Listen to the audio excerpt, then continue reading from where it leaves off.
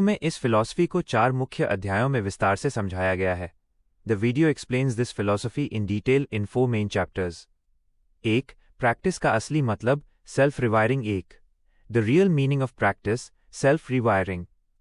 परिभाषा: प्रैक्टिस केवल मैकेनिकल दोहराव, रेपिटेशन नहीं है।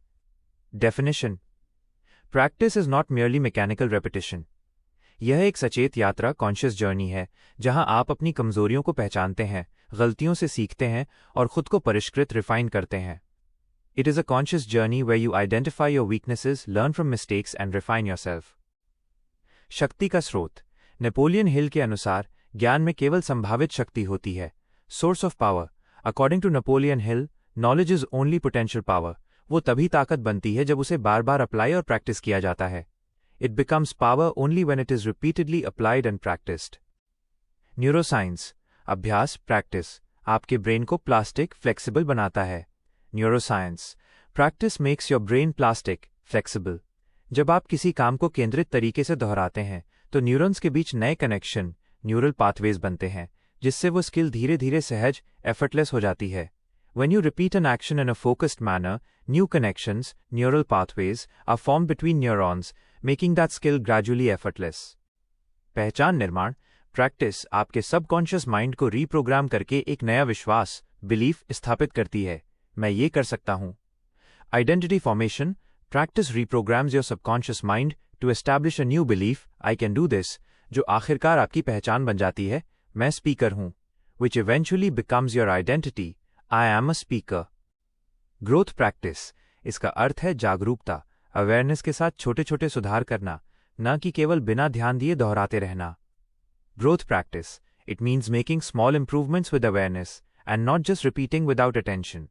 सफल लोग साधारण काम को असाधारण ईमानदारी, सिंसेरिटी से करते हैं। Successful people do ordinary things with extraordinary sincerity. Kaizen Japanese concept के अनुसार हर दिन सिर्फ 1% बेहतर बनने की निरंतर कोशिश से 1 साल में आप 37 गुना बेहतर हो जाते हैं। Kaizen: according to the Japanese concept, a continuous effort to become just 1% better every day makes you 37 times better in a year. 2. Discipline: practice का दूसरा नाम। 2. Discipline, another name for practice.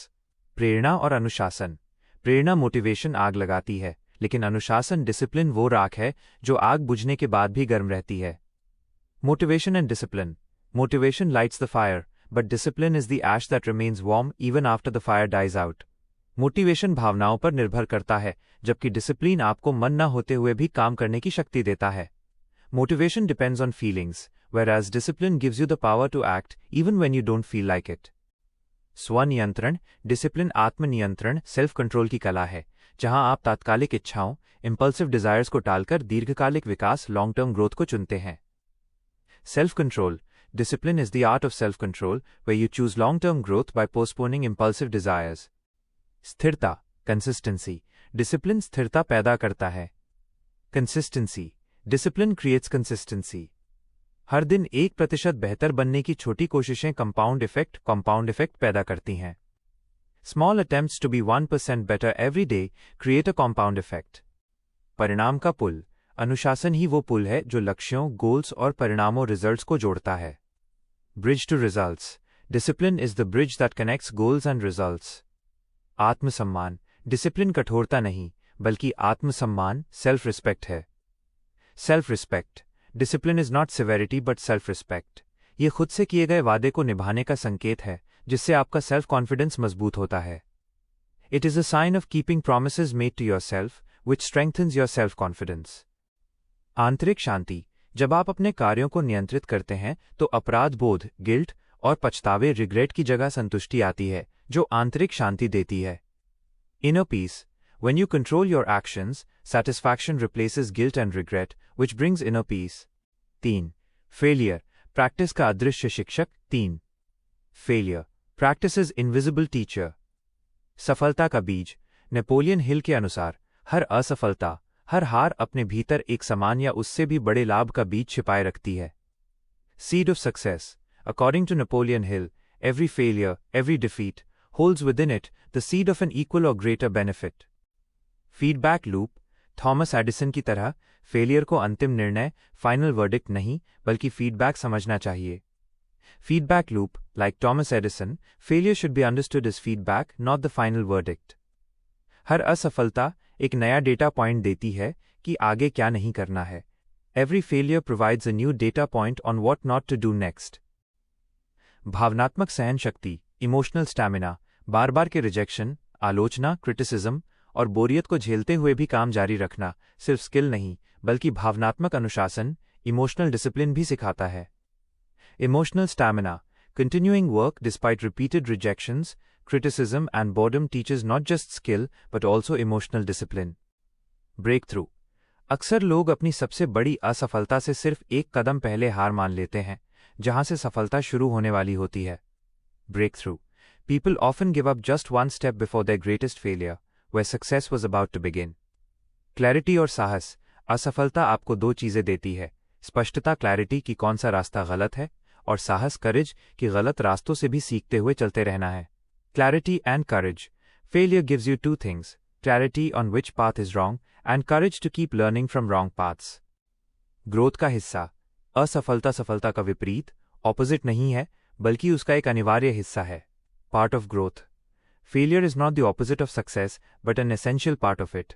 यह आपको अहंकार से अलग करके उद्देश्य, पर्पस से जोड़ती है. It connects you to purpose, separating you from ego. परिसमापन.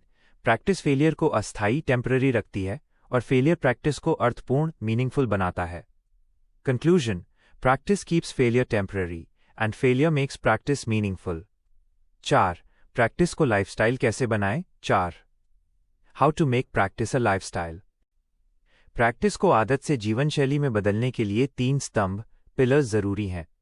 3 pillars are necessary to change practice from a habit to a lifestyle. 1. स्पष्ट विजन, क्लियर विजन. हर प्रैक्टिस का एक मजबूत क्यों, वाई होना चाहिए, जो सिर्फ दिमाग से नहीं दिल से जुड़ा हो. 1. Clear vision. Every practice must have a strong why that is connected not just to the mind but also to the heart. यह why ही डिसिप्लिन को स्वचालित, ऑटोमैटिक बनाता है. This why is what makes discipline automatic. 2. Routine को एक गुप्त अनुष्ठान, secret ritual बनाएं. रूटीन एक जेल नहीं बल्कि एक मंदिर है और आपकी प्रैक्टिस उसकी पूजा है. 2. Make routine a secret ritual. Routine is not a jail but a temple, and your practice is its worship. Practice का समय तय और अपरिवर्तनीय, नॉन नेगोशिएबल होना चाहिए. The time for practice should be fixed and non-negotiable. ये routine आपकी आंतरिक अखंडता, इनर इंटेग्रिटी को मजबूत करता है. This routine strengthens your inner integrity. 3. सूक्ष्म जीतों, माइक्रो विन्स का जश्न मनाएं. हर छोटी सफलता, हर छोटा सुधार या डिमोटिवेशन के बावजूद रूटीन निभाने पर खुद को वेल डन कहकर सराहना करें. 3. Celebrate micro wins. Appreciate yourself by saying well done for every small success, every minor improvement, or for maintaining the routine despite demotivation. यह आत्म-सराहना, सेल्फ अप्रिशिएशन आपके माइंड को सकारात्मक सुदृढ़ीकरण, पॉजिटिव रीइंफोर्समेंट देती है और निरंतरता का ईंधन बनती है. This self-appreciation provides positive reinforcement to your mind and fuels consistency. जब ये तीनों स्तंभ मिलते हैं तो आप फ्लो स्टेट में जीने लगते हैं, जहां प्रयास गायब हो जाता है और कार्य एक मेडिटेशन बन जाता है. When these 3 pillars align, you start living in the flow state, where effort disappears and work becomes a meditation. आखिरकार नेपोलियन हिल की फिलॉसफी यही है कि जो मन, सोच और विश्वास कर सकता है, उसे निरंतर अभ्यास, persistent practice से हासिल किया जा सकता है. Ultimately, Napoleon Hill's philosophy is that what the mind can conceive and believe can be achieved through persistent practice.